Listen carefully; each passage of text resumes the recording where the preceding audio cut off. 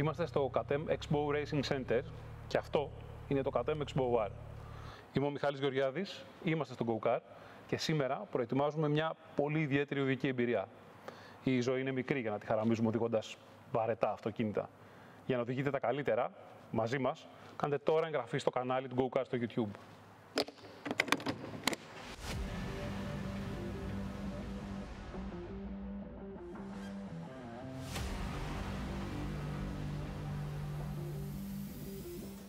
Ποια είναι η χρησιμότητα ενός τέτοιου πράγματος?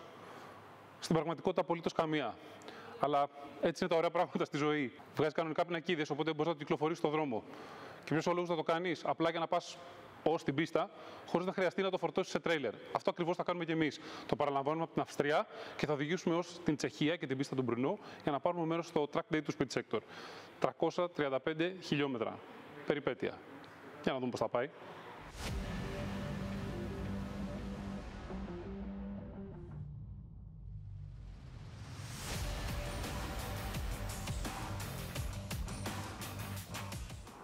Νομίζω ναι, αυτός είναι ο ορισμός του cool. Μιλώντας για ένα road trip στην Ευρώπη που καταλήξει ένα track day, δεν υπάρχει καλύτερος τρόπος. Από το κάτω, ακόμη και στη πιο απλή διαδρομή, είναι εμπειρία. Βλέπει τα πράγματα αλλιώς. Το μέγεθός τους πρώτα απ' όλα. Ακόμη και το πιο συνηθισμένο αυτοκίνητο, το φαίνεται τεράστιο. Καταλαβαίνεις αλλιώς τον δρόμο, το περιβάλλον γύρω σου, τα χρώματα, τις μυρωδιές, τα στοιχεία της φύσης. Δεν είναι προφανώς την εμπειρία κάθε μέρα, αλλά αν σου δοθεί ευκαιρία πρέπει να το ζήσεις. Είναι σαν να έχω βγει με το κάρτ μου στον δρόμο. Κάθεσαι στην άσφαλτο, σε μια σανίδα, κάθισμα δεν υπάρχει, γιατί στα πάντα από τον δρόμο, τις αναπηδήσεις όλες, το παραδικό, νιώθεις γυμνός, εκθεθειμένος σε όλα. Απίστευτη αίσθηση.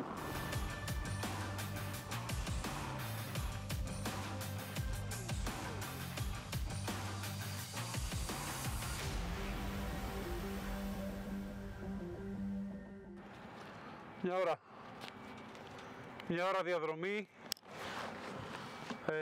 με το ζόρι. Είναι... Hello. Είναι δύσκολο, είσαι πραγματικά εκτεθειμένος πολύ στον αέρα, αισθάνεσαι μικροσκοπικός, βλέπεις τα φορτηγά να περνάνε δίπλα σου, νομίζω θα σε πατήσουν, ακόμη και τα άλλα κανονικά αυτοκίνητα. Είναι φοβερή αίσθηση, είναι ταυτόχρονα αναζωογονητική και τρομακτική. Είναι δύσκολο, για μακρινό ταξίδι είναι δύσκολο, αλλά είναι ταυτόχρονα και πάρα πολύ ωραίο. Πάντως κάθε μια ώρα χρειάζεται μια στάση για να συνέλθει λίγο το κεφάλι σου. Συνεχίζουμε.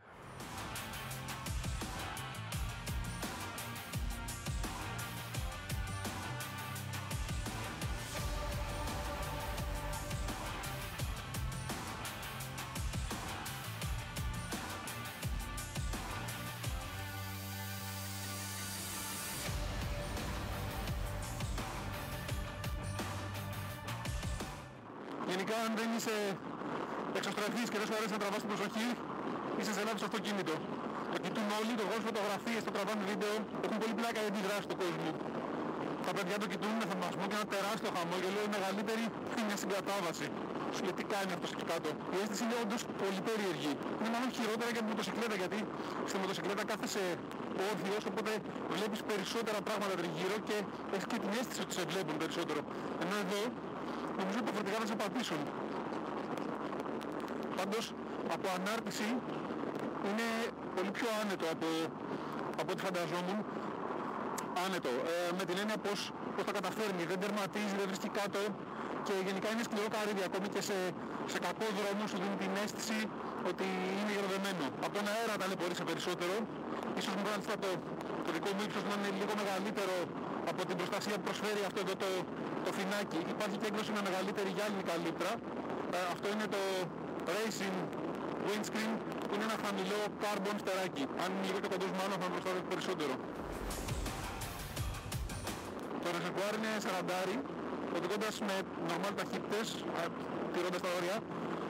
Έχεις περίπου 11-11,5 λίτρα στα 100 κατανάλωση, οπότε πλησιάζει στα 400 χιλιόμετρα αυτονομίας, 350. Το μοτέρ και το κυβότιο, όπως είπαμε, είναι από Audi. TFSI 2 λίτρος με 300 ύπους, XR DSG. Προερχόμενο μαζί με τα ηλεκτρικά του από ένα αυτοκίνητο μαζικής παραγωγής, είναι στην κατασκευή μια μια κανονικότητα.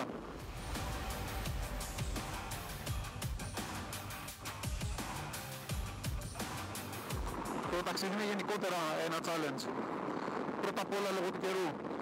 Από εκεί που ξεκινήσαμε, ας πούμε, ως εδώ, με τη συννεφιά και την ώρα που πέρασε, η θερμοκρασία έχει πέσει 12-15 βαθμούς.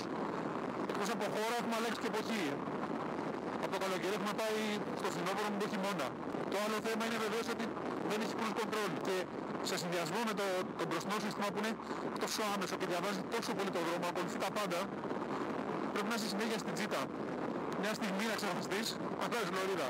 Το άλλο θέμα είναι ότι δεν έχεις καμία παροχή ρεύματος, ούτε USB ούτε 12V. Οπότε μπορείς πολύ εύκολα να μπεις χωρίς κινητό, χωρίς GPS, δεν μπορεί να ακούσει τη μουσική σου. Γενικά είναι μοναχικό το ταξίδι και το έχεις καλά με τον εαυτό σου. Και έχεις και πολύ χρόνο να σκεφτείς, έκλεισα το θερμοσύφωνο, πλήρωσα την πιστωτική, διάφορα τέτοια. Και συνοδηγό να έχεις πάντως, πάλι μοναχικό είναι γιατί δεν μπορείς να επικοινωνήσεις, εκτός αν έχεις κάνει με ενδοεπικοινωνία.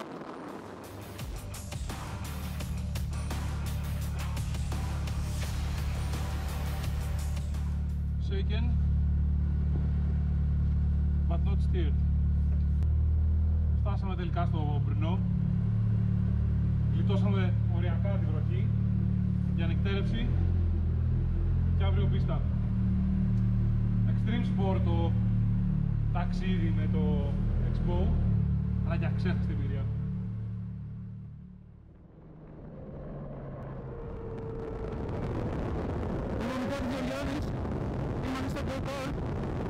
Και για να μην χάσετε το επόμενο μου πετακέν, κάντε το εγγραφή στο κανάλι του GoCar στο YouTube.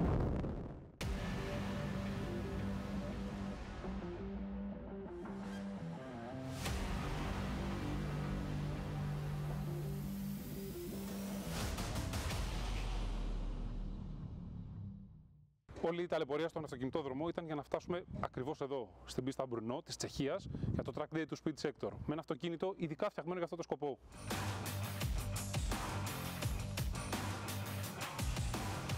Εδώ το Expo είναι στο στοιχείο του.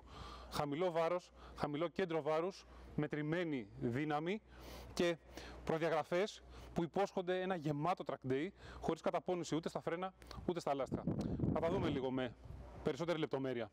Η ανάρτηση, διπλά ψαλίδια, μπρος-πίσω, push rod και οριζόντια αμορτισέρ. Φυσικά πλήρως ρυθμιζόμενη σε γεωμετρία, σκληρότητα, επαναφορά.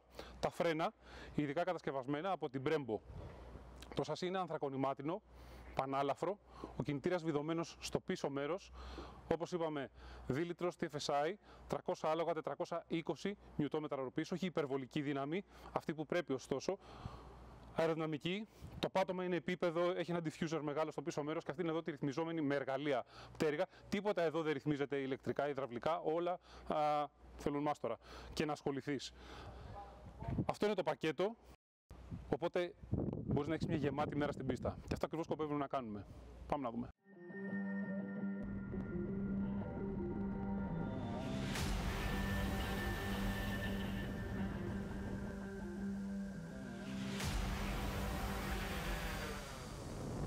Είναι εκπληκτική η αίσθηση που σου δίνει το αυτοκίνητο.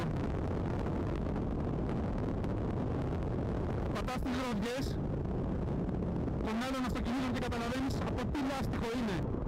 Είναι φοβερά ακριβές. Αλλά δεν είναι εύκολο. Αν πατήσεις νωρίς τον γκάζι στην έξοδο, σπρώχνει. Η ουρά σπρώχνει την ούρη. Γενικά το setup του τουλάχιστον στην neutral κατάσταση που μας το παρέδωσαν είναι υποστροφικό για να είναι πιο safe.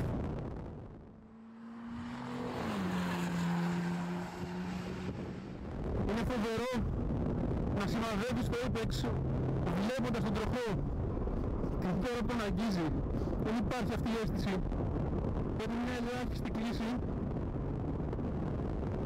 για να σου προειδοποιεί για το που είναι το όριο. Τα φρένα είναι δυνατά, το πετάλι χωρίς υποβοήθηση έχει λίγο κουραστικένια αίσθηση, δεν έχει χρόνο να το συνηθίσεις. Το πολύ σημαντικό ωστόσο είναι ότι λόγω του βάρους, του χαμηλού βάρους, δεν μένει από φρένα ποτέ. Δεν μένει το από φρένα ούτε από λάστιχα. Αυτή είναι και η πολύ βασική διαφορά ενός αυτοκινήτου αυτού του χαρακτήρα, ειδικά για track days.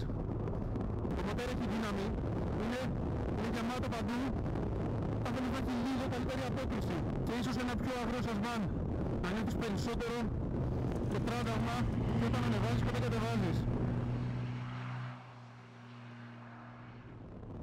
Ο ήχος όταν ανεβάζεις στροφές είναι μάλλον άχρωμος, ανεξάρτητος σκάει στα κατεβάσματα και γενικά έχεις τόση ένταση από τον αέρα, από το βιμπράρισμα που σου περνάει το γυμνό ανθρακόνι πάνω στο οποίο κάθεσαι. Δεν σου λείπει ένταση, δεν σου λείπει ο ήχος, δεν πρέπει να καν να το σκεφτείς. Σπαρταράει το τιμόνι, έχει αντίσταση την ώρα που στρίγει, είναι ακριβές στην ευθεία, αλλά παίρνει περισσότερο βάρος και σου δίνει περισσότερη πληροφορία την ώρα που φορτίζεται στρίβοντας. Σε αυτό εδώ το μεσαίο κομμάτι της πίστας είναι φανταστικό αυτό το παιχνίδι ισορροπίας. Πρέπει να διαλέξεις πολύ προσεκτικά τη γραμμή σου, να συμμετέψεις με απαλές κινήσεις στο τιμόνι, σίγουρες, να πιστέψεις το κράτημα, το μπρος μέρος, να κουμπίσεις αυτή την αγωνιστική ανάρτηση και τελικά να στρίψεις βαλώντας πολύ φόρα. Στη φόρα να το μυστικό έχεις τον γκάζι. Η στατική κατανομή βάρους είναι 63% πίσω, 37% μπροστά. Είναι λίγο σαν παλιό 9-11. Αν δεν είσαι σίγουρος μέσα στη στροφή και τσιμπήσεις το φρένο να αφήσεις τον γκάζι, γυρνάει να δαγκώσει. Αλλά το καταλαβαίνεις, μεταφέρει την πληροφορία. Και το τιμόνι είναι εκπληκτικό και βέβαια το ίδιο το πλαίσιο.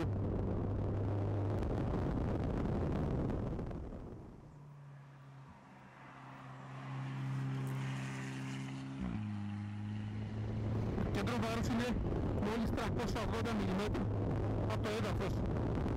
Κάθε γραμμάριο που αλλάζει θέση το νιώθεις στο κορμί σου. Την παραμικρή μεταφορά βάρους σε κάθε τροχό. Στριβή με ελάχιστη κίνηση των χεριών και με το βάρος. Δηλαδή περισσότερο το ζυγίζεις παρά το στρίβεις. Είναι απαιτητικό. Είναι απαιτητικό, αλλά σου μιλάει. Το νιώθεις, γίνεται ένα μαζί σου.